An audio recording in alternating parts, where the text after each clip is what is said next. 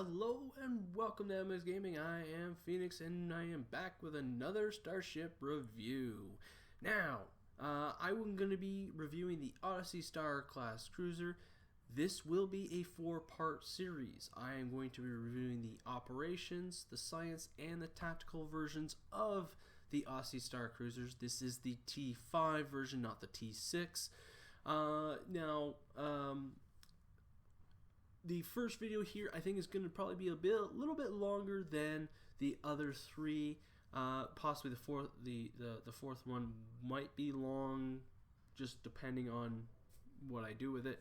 The fourth video will be sort of like the multi-mission, the last multi-mission Starship kind of review that I did not that long ago, probably about maybe 2-3 weeks ago. It seemed like some of you really enjoyed that way of doing things. So what I'm going to do is I'm going to do the 3 Starship reviews normally, and then the fourth one is going to be like how the multi-mission review was a couple weeks back. Just to start off, the Odyssey Star Cruiser is a fan-created ship. It was not created by Cryptic at all. When I do get into I'm going to quickly go over into the Starship design on this one. The other 2 videos, I will not go into the design of it because they're basically the same. But what I will do is I will show you the different bridges because there are different bridges that came with the Odyssey Star Cruiser. Now, you could have gotten the Odyssey Star Cruiser, the original one. I think it was the 2nd anniversary. It was when Star Trek Online first went free to play, and that's when I started playing. And when I saw that starship, I fell in love with it. I thought it was an amazing looking starship. It was true to the Star Trek canon in a sense, and it felt like it was like it was the right ship to have the Enterprise name on it. So thank you to whoever created it. I'm sorry I haven't done enough research. I was actually looking in StoWiki to see if they had the person who created the ship. They didn't, so I apologize to that person, but they did an amazing job with it, and I'm really happy that they won.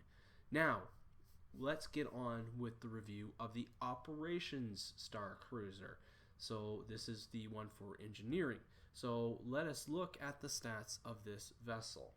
Alright, so starting off with the bridge officer seating, we have a Lieutenant Tactical, a Commander Engineering, a Lieutenant Science, a Lieutenant Commander Universal, and an Ensign Universal. For consoles, you have 5 engineering, 2 tactical, and 3 science. Let's see here. For weapons, you have 4 in the front, 4 in the back. You have a base hull of 42,000, shield modifier of 1.15, impulse of 0.15, inertia of 20, turn rate of 6, which is horrible, 4 device slots, and because this is a cruiser, you get +5 to all power levels. You get the cruiser command array, which gives you strategic maneuvering, shield frequency modulation, weapon system efficiency, and attract fire. With this one, you also get the chevron separation. That's the special console with this one. What else? For the Admiralty, you have a 58 in engineering, a 20 in tactical, and 20 in science, a +35 in engineering when alone. This ship can be upgraded to T5U, so when you do upgrade it, you get a extra tactical console, and you get 4 Starship Mastery. You get at level 1 absorptive hull plating, which gives +25 to physical and kinetic damage resistance ratings. Level 2 is rapid repairs. Regenerates 1.25% of your maximum hull every 3 seconds in space. Twice the amount is regenerated out of combat. Level 3 is enhanced hull plating, plus 25 to all energy and radiation damage resistance rating. And at level 4, armored hull, which gives you plus 10% hull hit points. You do not get a 5th mastery level because that is for T6 vessels only. So, with that out of all the way, let us get into the design of the ship. So here is the Odyssey Star Cruiser. We have the saucer section here, which is a chevron. That's what I'm going to call it because that's what they call it. So there's the chevron, which is nice and round. Almost a bit of a nice little sharp point at the end, but not quite. Let's see here. You have the impulse engines, which are at the back of the saucer section, and they're kind of receded inside the saucer, or the chevron, I should say. But they have like quite a long, ejection space, so that if they need to take off in a hurry with impulse, there you go. At the back there, you have a nice wide shuttle bay right there. And then you have, at the bottom here, you have this piece right here where it meets the secondary hull. This is where the chevron will separate. And on the bottom of that piece here, you have looks like maybe an observation deck or something like that. At the top here, I can't really zoom in, but that looks to be like the bridge. So there's that. Like I said, there are 2 different bridges. I will go over that with you in just a moment. Then you have the the neck. They have two-sided necks here. They have one on the left and one on the right here. So the necks obviously stay with the secondary hull. So this is where it splits, is right about that line right there, and you have this whole chevron piece here that will fly around. So they looks like they widen at the back. Yeah, they widen at the back because of the impulse engines there. Very, very thin at the front, and then they extend outwards towards the back. And they have a nice little. Let's see if I can reset this. There we go. Looks like they have like a nice little curvature. This would probably be I want to say convex, because it's going out. Convex, I believe. Yeah, convex is going out. So it's going outward. And then you have the main secondary hull here. In the middle here you have the deflector dish, which has this little bronze piece here that kind of splits it in half. Then you have the belly of the ship here, and you have your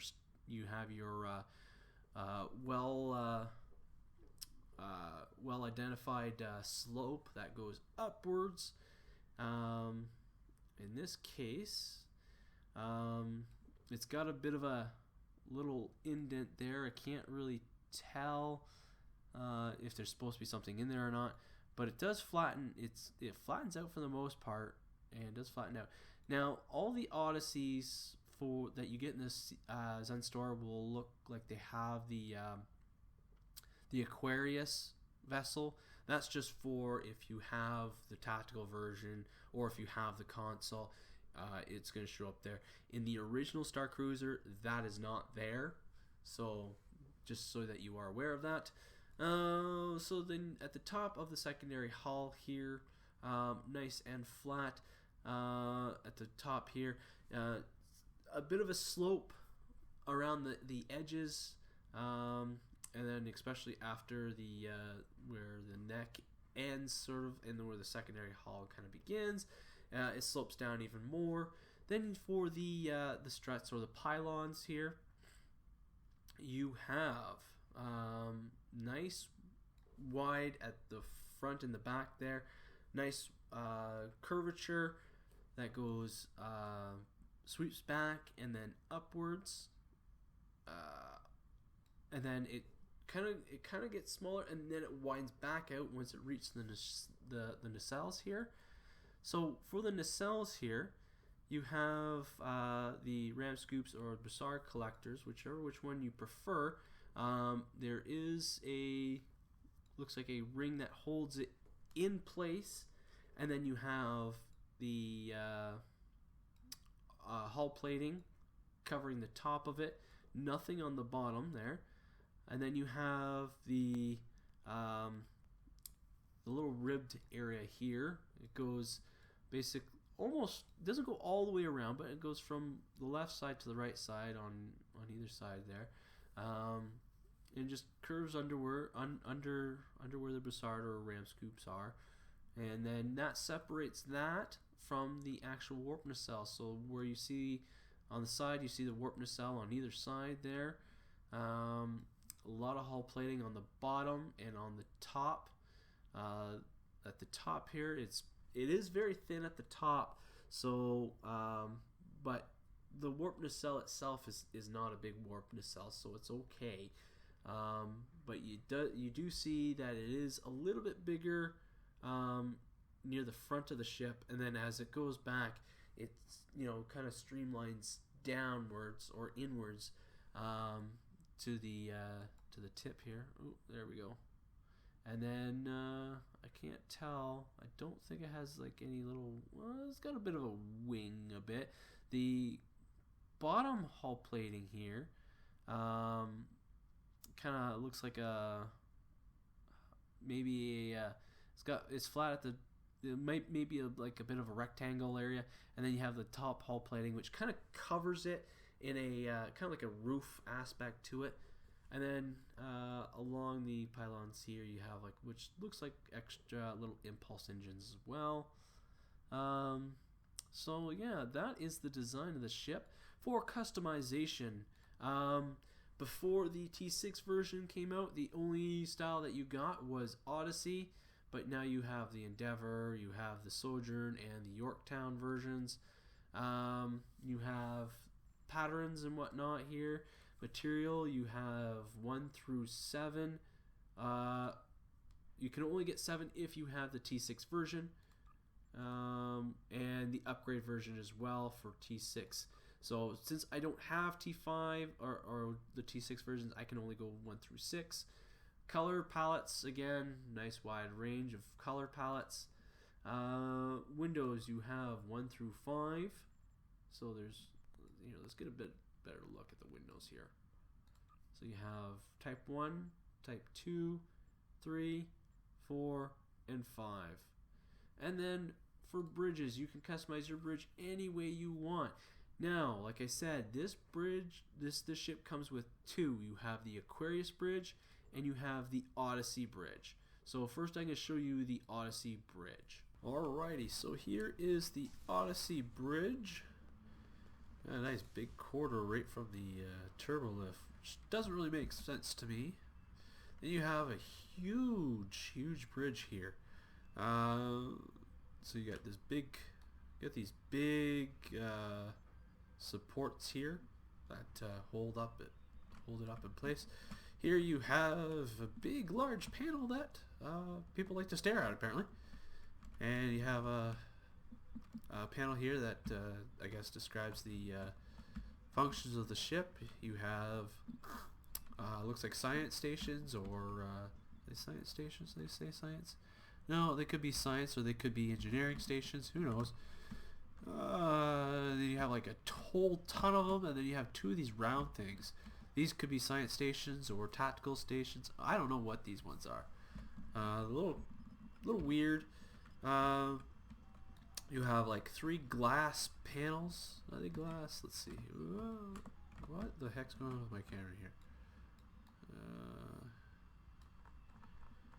Oh, apparently I can't zoom out. So on the other side, it's pretty much the same. You got the big panel. You got 2 stations there, and then here you have. Look at that screen. That's a huge screen. That's like a panoramic almost LCD screen here. Then you got 3 stations here. One could be tactical, one could be con, and one could be operations. I don't know for sure. That's a possibility. And then you have you have the back railing or back panel here, like on the Enterprise D, but there is no tactical station behind the captain's seat like there was on Next Generation. And here you have the captain's chair, which doesn't look all that comfortable to me. It is distinguishable between the other two because it has the palm rest here with all the little gizmo stuff, but even still, that does not look like a comfortable chair at all. That's a chair I don't think I would want to sit in for like 12 hours at a time. And then on the other side here you have, in this nice dark long hallway, is the ready room. So there is the bridge, and the other decks are very, very much the same like any other ship, so there's no point in viewing those ones. So let's move on to the Aquarius Bridge set. Alrighty, so here we are on the Aquarius Bridge set. When you spawn in here, you come to the transporter room, which is kind of weird to have a transporter on the bridge, but it might make sense if you're gonna do if the bridge crew is going from their stations right into the transporter room to do a away mission. So that kind of makes sense here. Let's see here. The nice other thing here is look at all these like viewports here. They're pretty big, but you get a feel of the ship and how big it really can be, which is kind of neat. Here you have a station here, and on the side you have the same station there. Let's see here. We'll go down the steps here.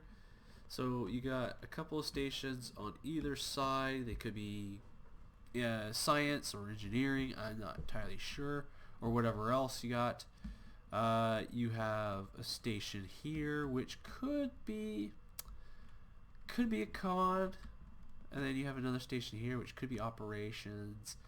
The view screen here, it's not as big as it was on the Odyssey Bridge, but it's still pretty big, I guess. It looks like it's on an angle too. That's the other weird thing. Yeah, it's kind of on an angle, and it's curved. So I'm gonna get to the platform there. Back here, this is what I kind of don't understand. There's a lot of wasted space over here. This bridge was designed for this ship. There's no doubt about that. And I mean, it is a beautiful bridge, but the problem is I find that there's a lot of wasted space in some areas, especially around the front right here. So you have a nice, huge view area here of the thing. Now I don't know what that is. Is that supposed to be like the turbo lift or something? I don't know.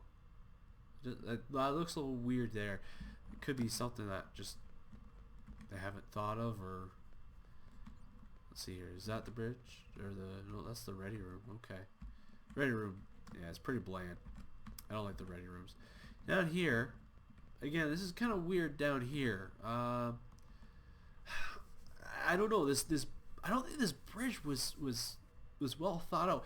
I mean, it looks, like it is made for the Odyssey, but it's a little weird if you ask me. So you have like this whole area here. I don't know what this is, this whole thing here. But this, I'm wondering if this might be like a conference table or something like that. Now there are no chairs, but that would kind of make sense if this was kind of a conference area here. It would make sense. And then back up the stairs here. And then we have like the captain's, I'm going to say stage. This is the captain's stage. So you have like this back panel here, but there's no one behind it, obviously. So here you have the chair. The chair looks huge on my character, but it is distinguishable because it again has the little armrests on the side with probably with panels. Now these ones don't light up. Now the interesting thing here is this egg-shaped stage here. So while it's a nice design and I like it, I think it's just like really really big. Like now I do like the symbol, the Federation symbol on there. Like I said, I mean it's nice, but there's some things in there that, like the design wise, they don't. I don't think they took into much consideration. Really, I don't think they did. But you know, that's just me. And then the other thing is, I think the ready room most definitely needs some flair. Like the ready rooms are like your office. You want to be personalized. Like this stuff here, this looks like crap. Like, I mean, I would not want this as a ready room at all. Yes, granted, it is a huge one, but it's not as nice as, say, Captain Picard's, Janeway's, I can't think of anyone else. Archer and Cisco, they didn't really have very nice ready rooms. Archer's was very, very small. That's fine. And then Cisco's was, you know, in a old Cardassian space station. So, and the Cardassians aren't known for their aesthetic, pleasing areas.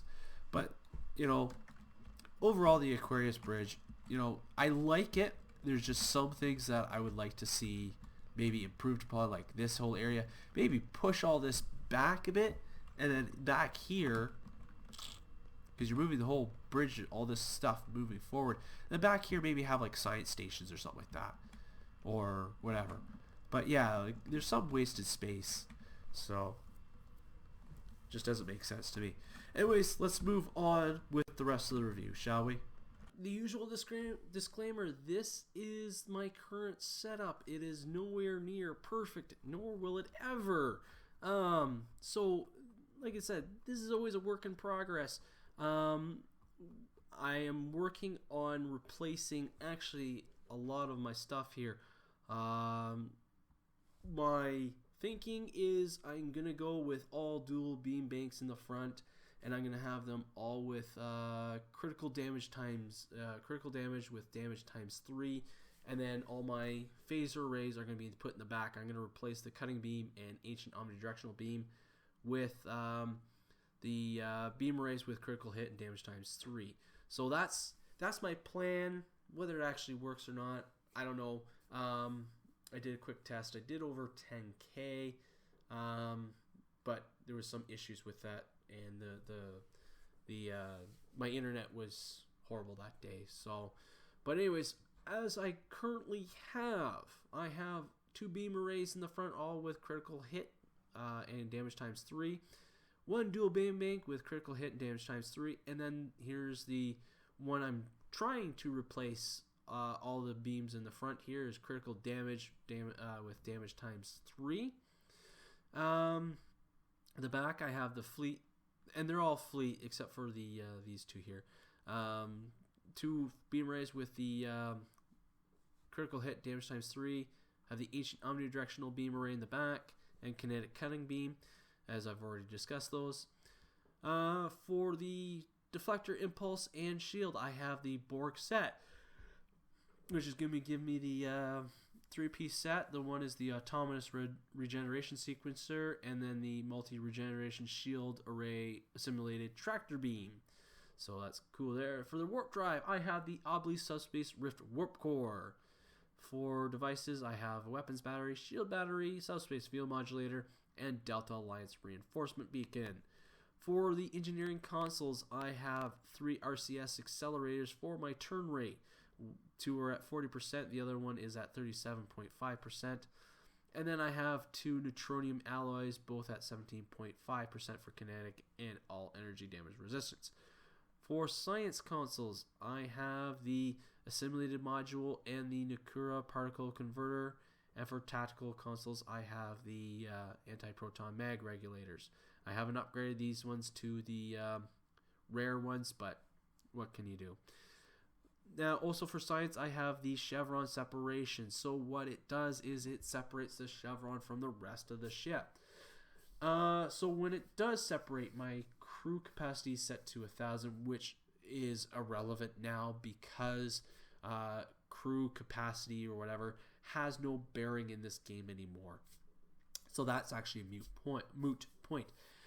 What it does is it minuses 4.8% shield HP, minus 13% hull HP, plus 10% impulse speed, plus 8 to turn rate, plus 10 to weapon power systems, minus to shield and auxiliary power systems.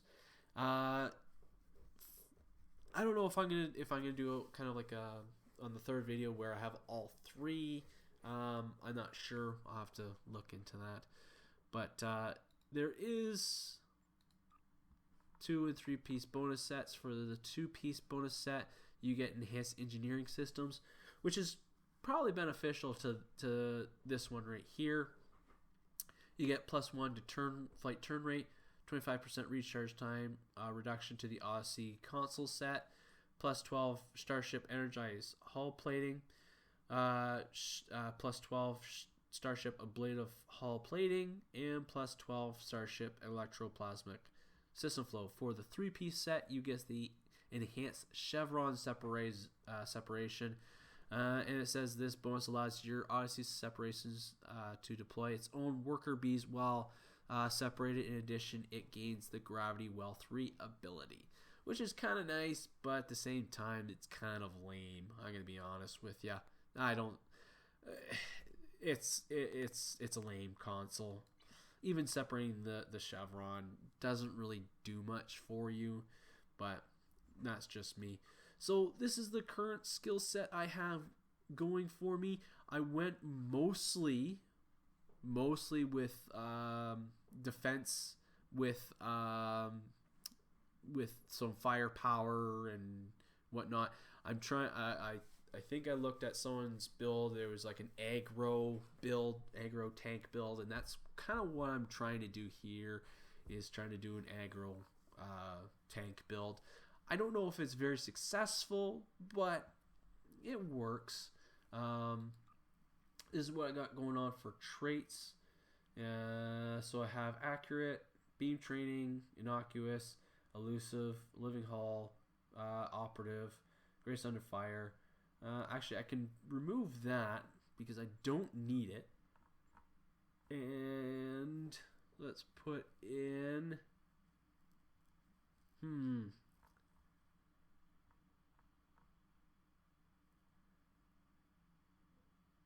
Let's go with Kinetic Defense Specialist, just for that extra protection. For Starship traits, I only have Temporal Insight. I really haven't worked on this character much, or on any other T6 ships that will give me Starship traits. For Space Reputation, I have Enhanced Rendering Shots, Enhanced Armor Penetration, Tactical Precision, and Omega Kinetic Shearing. Although I can probably change that out with something else. So, yeah, whatever, I'll just leave it. And then for Active Reputation, I have the Refracting Tetryon Cascade, which is not on here, and I'm not a big fan of it anyways. Rarely use it.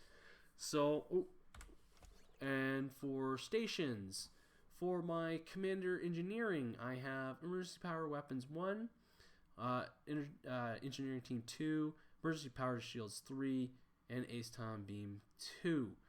For my Lieutenant Commander, Universal Station, I threw in another engineering instead of a tactical because I really want to be more of a tank than DPS.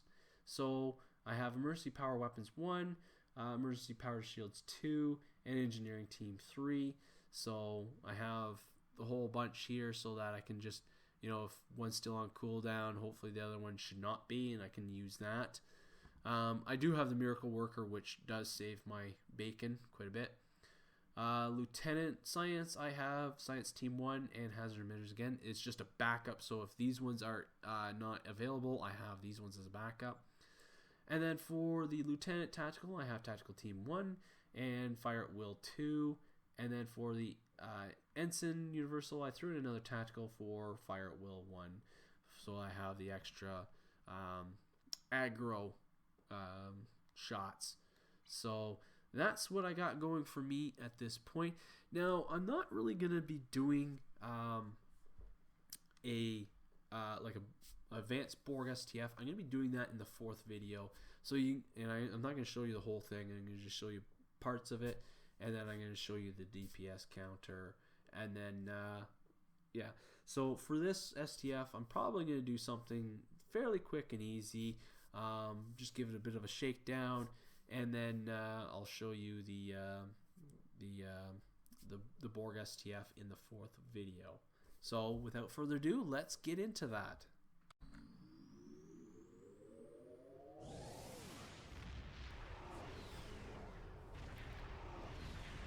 Alrighty, so we're doing the fleet alert one where you gotta defend the starbase or whatever. So now I'm going to activate the saucer separation, as you can see here. So the saucer separation, the impulse engines don't go with the saucer. They stay on the actual ship, which, I don't know, kind of seems a little funny to me, but whatever. Probably staying here for a couple seconds. Oh, and I need to enable that. Alright, so here they are.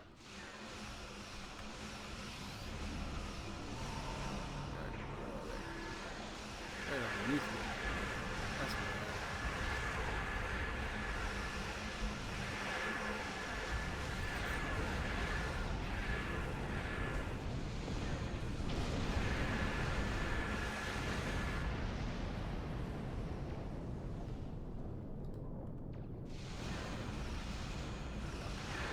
So the saucer defaults to phasers, which I think is kind of crappy because it should stick with the same energy type weapon that you have, which would make sense because then it would also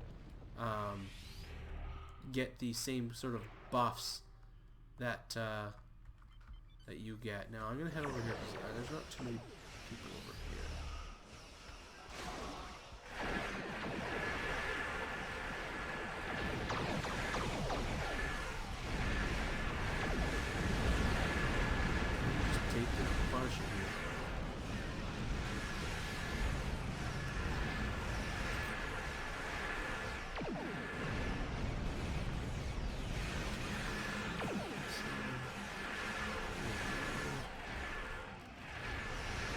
And let's aggro everyone again.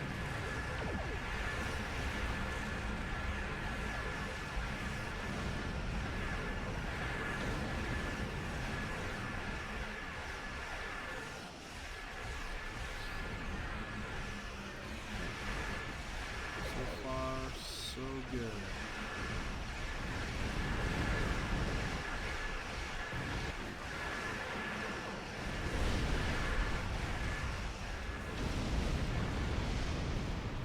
Now I don't know if beam overload would be a good secondary option to a fire at will, but so far fire at will is doing a pretty decent job. I don't have any complaints about it. It's a lot different than I remember.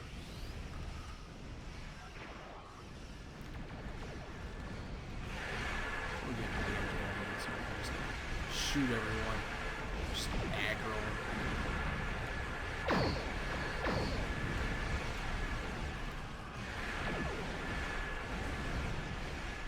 Oh yeah, saucer decided to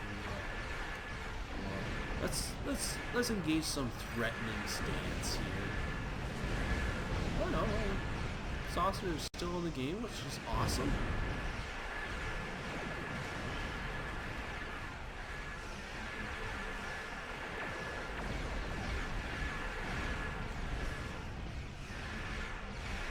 I know for sure if I were to use beam overload, I could probably do more damage on one enemy quickly and get them down quicker, which would lead me more to basically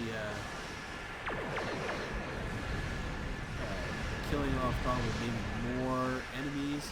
But this way I think I can keep, because I am more or less a tank, and I'm pretty much proving that I am a tank here. That I can take the hits, so that my fellow players here, they can attract fire, so they'll attack me more. Oh, that was pretty quick. So that I can take the hits, and then they'll be left alone, so that then they could so they can take out more of the bad guys. I'm just the tank here, right? Just to, you know, take the hits.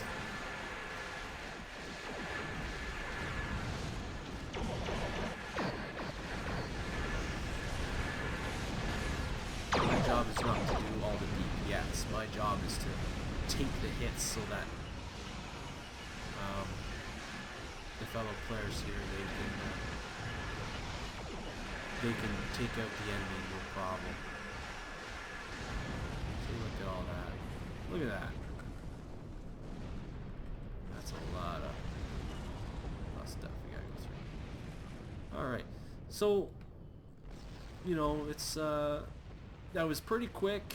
Fleet Act, the Fleet Starbase one is really easy compared to the other STFs out there. But I mean, like I said, you know, this is just a warm-up, a shakedown, if you will, of the ship. I'm gonna be taking this into ISA infected space advanced, so that get more of a feel, and then I'll show you clips of that, and then I'm gonna show you the DPS that I was doing here. I'm not expecting this character to have a lot of DPS, because, like I said, you know, this is supposed to be more or less a tank than anything, or an aggro tank. So it's supposed to take damage of the other of the enemy, and then you know, so that the other players can take out whatever needs to be taken out. So, anyways, guys, that's it for this review. Please stay tuned for the other 3 videos that are going to be coming out, especially the last one, because I think that's going to be a more in-depth determination of these ships and whether they're still relevant compared to the T6 versions that just came out not that long ago. Anyways, folks, that's it for me. Thanks for watching. Live long and prosper. And as always, we'll see you out there.